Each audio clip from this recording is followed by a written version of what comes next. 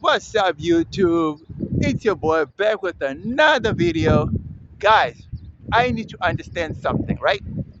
We have 54 countries in Africa, and you telling me that we have 54 broken or 53, because they say Botswana and Namibia are exceptions. So let's say 52.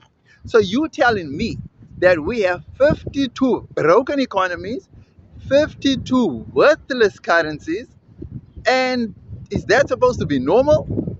Really? So where did Africa go wrong, and how is Africa going wrong, and can it be fixed or repaired? That's what we're talking about next in the comment section below. Don't forget to like, comment, share, and subscribe to the channel. You know we're family, right? Holla. So guys, so like I was saying, we have 54 countries in Africa, right? And we have basically, like they said, two countries that are like exceptions, right? Which is basically Namibia and Botswana.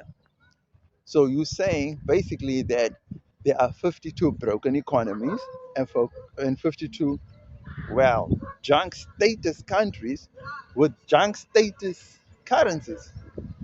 So if that's the case, guys, how did Africa get to this point? And can it be fixed? So, number one, so we go back, everybody knows we go back to colonialism, right? It all leads back to colonialism, right? So, why is it that during colonialism, all these countries were doing well? They were all doing well. How were they doing well? What changed? Because these countries were not manufacturing anything. Oh, no, they were not.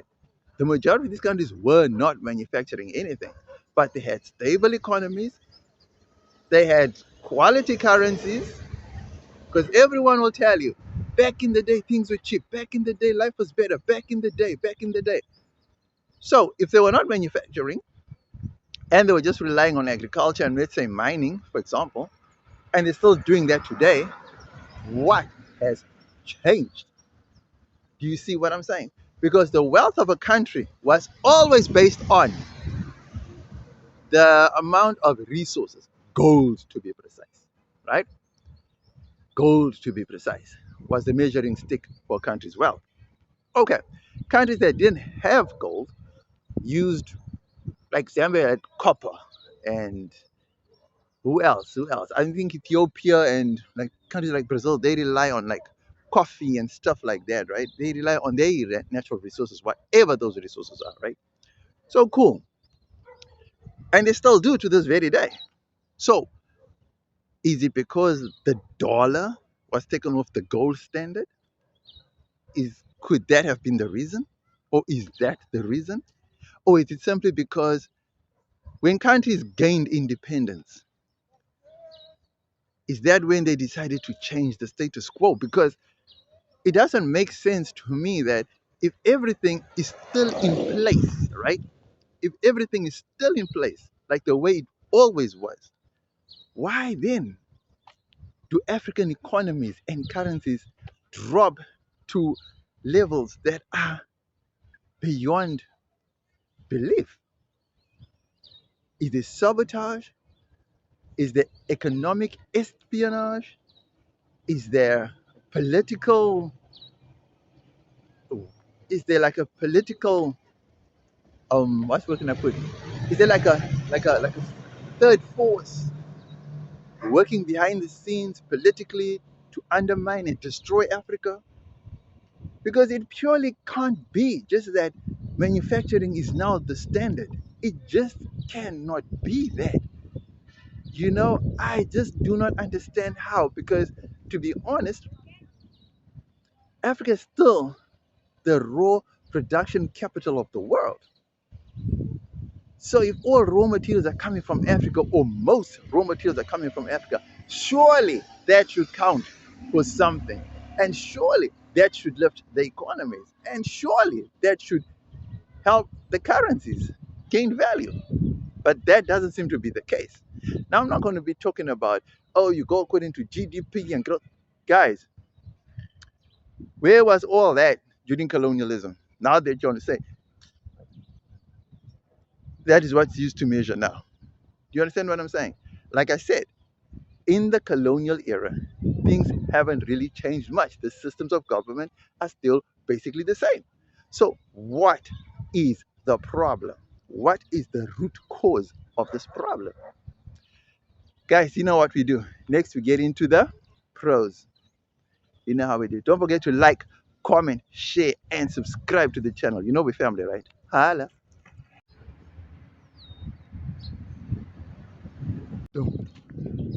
The pros of having weak economies and weak currencies.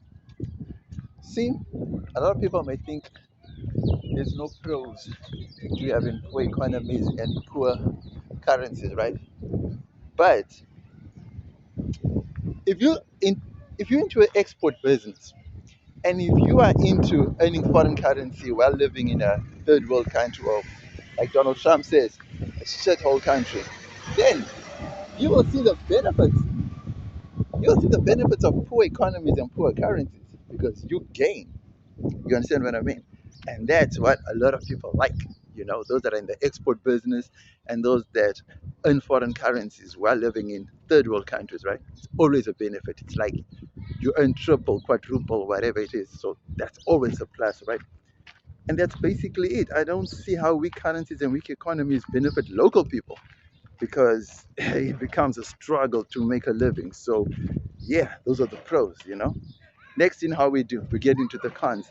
Hala.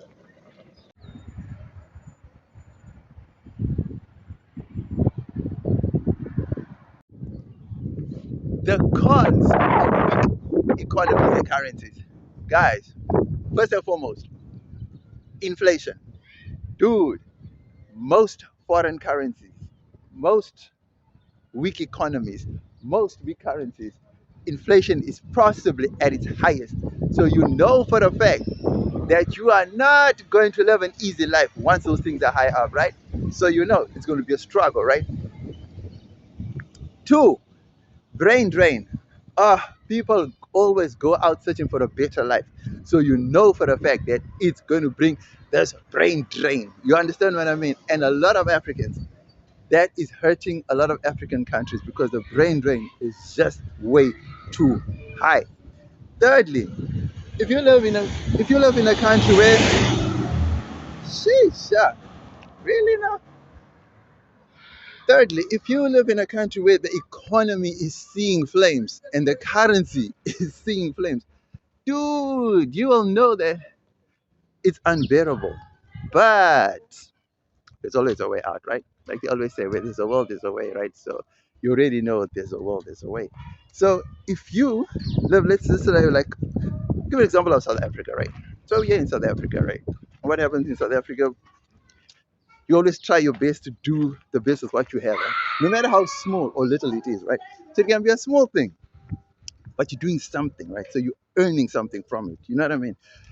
Then you try to flip that small little thing into something bigger, right? It's not easy. Living in a third world country is not easy because of the inflation, because of the prices. Dude, everything becomes a mission. And then everything becomes a competition for resources because it's so hard just to earn that dollar or whatever currency you're using in that third world country. Guys, it makes competition so stiff and limited resources makes it even harder. And that's what forces other people out. But like I keep saying, no matter how difficult an economy is, there's always something.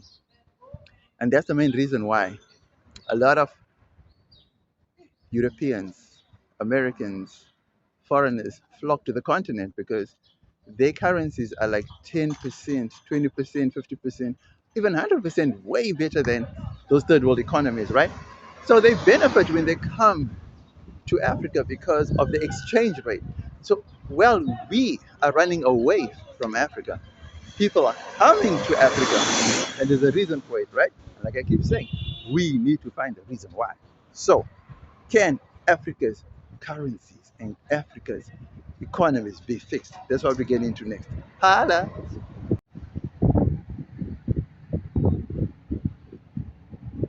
Okay, So, guys, can Africa's economy be fixed? Yes, it can, and no, it can't. Rule number one, it's going to take political will from all African stakeholders, all African countries, to come together as one. Whether it's in the African Union, whether it's in the African diaspora, whether it's something, but all African countries need to do is come together as one, have one vision, one mission, and one, I don't know, whatever way to put in it, right? So Africa seems to depend heavily on the West, right? And that is where the problem lies. If Africa can break away from the West, if Africa can develop its own unique systems that are unique to Africa, if Africa can do things that are not dependent on Western systems and to create their own systems and their own value chains, I promise it will change African economies for the better. The reason why most African economies and African countries and African currencies are not performing well is simply because they are based on European models. And that's the honest truth. There is, dude, if you try to, how can I put it? Let's just use language for example. Let's say you're good in English, you're fluent in French, you're fluent in Portuguese. Now, if you try to speak a foreign language, you're not going to be fluent in it. It's going to take time for you to get. You understand what I mean? To get good at it. And then sometimes you don't even get good at it. You know, you may be better at it, but not great at it, like how you are in your normal mother tongue, right? So the same applies to systems, guys. If you're operating in a system that's not yours, it will never work. It may work for some, but not for all. Do you understand what I mean? Or unless you take those foreign systems and you adapt them to African ways and African systems, then it could possibly work. But until then, Africa, African economies and African currencies will never improve. Secondly, there's a political will from the West to consistently destroy African currencies and economies because they benefit from it. Do you see what I'm saying? So the main thing is to try and disengage, to try and wean ourselves off those foreign systems. I keep saying it does not make sense that a continent with 54 countries has 54 or 52 broken economies and 52 trash currencies. That doesn't make sense at all. Can you imagine like the weakest or the poorest country in Europe, right? Do you think you can compare the poorest country in Europe to the poorest country in Africa? The poorest country in Europe possibly looks like a middle class performing country in Africa. Possibly, I'm not sure. I'm just giving an example. I don't think that there's dead poverty like how they show Africa with flies on their faces. I don't think there's that in the poorest European country. I wouldn't think. I don't think the Europeans will allow that to happen. Like how the Africans allowed this to happen or that to happen. You know what I mean? But from what I've, which is the poorest country in Europe? Possibly Moldova. Moldova is definitely one of the poorest countries in Europe. I know that. Um, I can't remember the name now, but I know it's somewhere in Eastern Europe. It's in Eastern Europe somewhere. That's the poorest European nation. Some small country, some small isolated country. Yeah, but anyway, that's like it. You know what I mean, guys? So let me know what you think in the comment section below. Like, comment, share, and subscribe to the channel. You know we're family, right? Allah.